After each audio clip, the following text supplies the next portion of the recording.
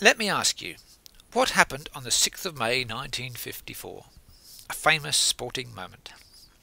Any ideas? Well, a man called Roger Bannister ran the first 4-minute mile.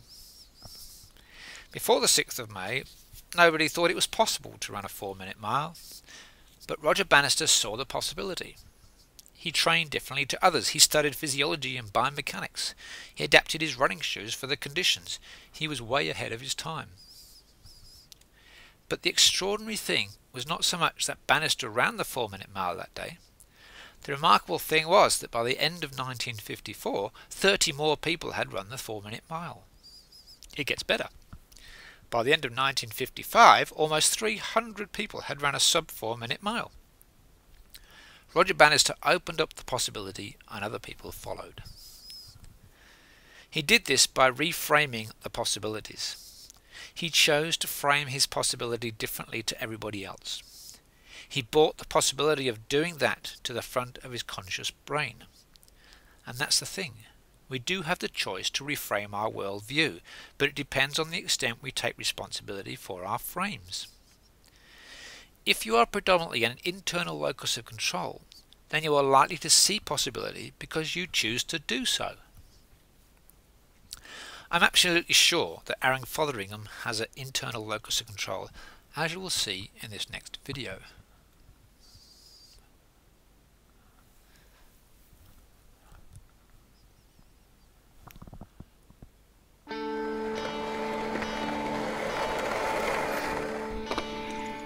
It is a place of supreme geometry that swoons with momentum and craves acceleration.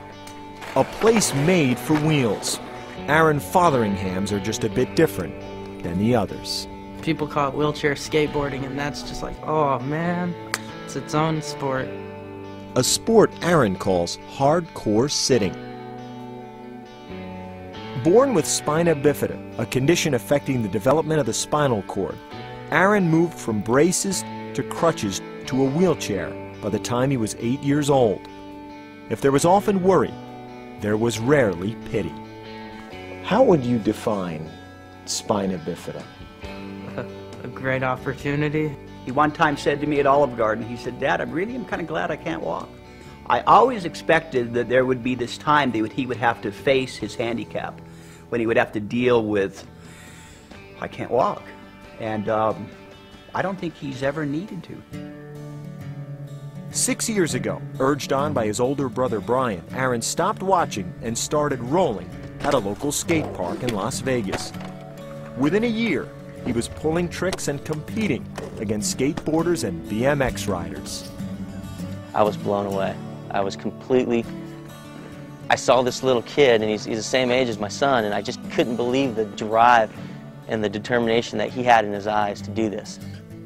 Essentially creating a new sport, Aaron had an idea for a new trick, one he believed had never been achieved by anyone in a wheelchair.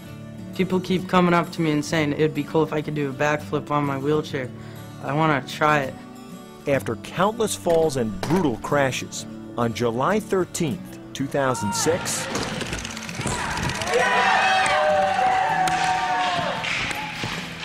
some people had left because they're like, oh, he's not going to land it today. And when I did it, just a flood of bikers and skateboarders came over and were congratulating me. And it just felt so good. That's just the coolest. the backflip video posted on the internet created a sensation internationally.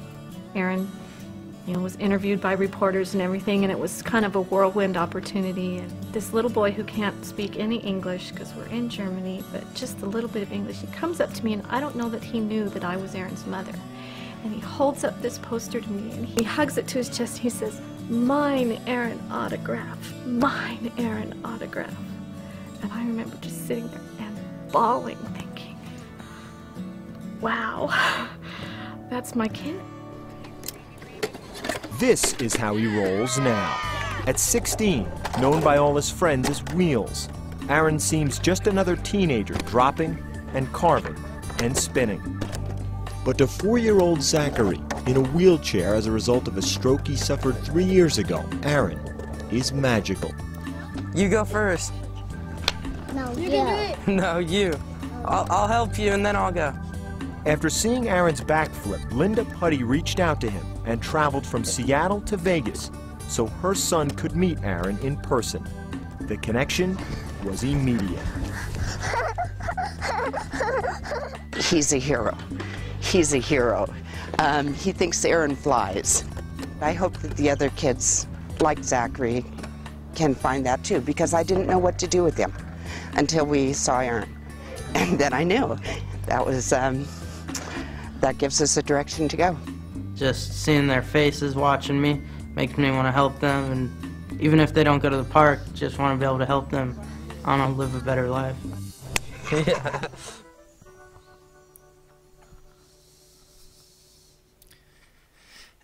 Aaron saw the possibilities of being able to do a 360-degree flip in a wheelchair. Seeing possibility requires us to reject our lazy brains and think of new ways of doing things. This keeps possibility in the front conscious part of our brain. If we are not careful, our brains will get lazy, particularly if you are stressed or tired. That's when our old frames, the old familiar ways of doing things, come into play. We will just go through the motions and will not explore the possibilities. Aaron first did the 360-degree flip in 2006. He has since done the double backflip. How about that for seeing possibility? Finally, the final characteristic, this detail, the seventh characteristic.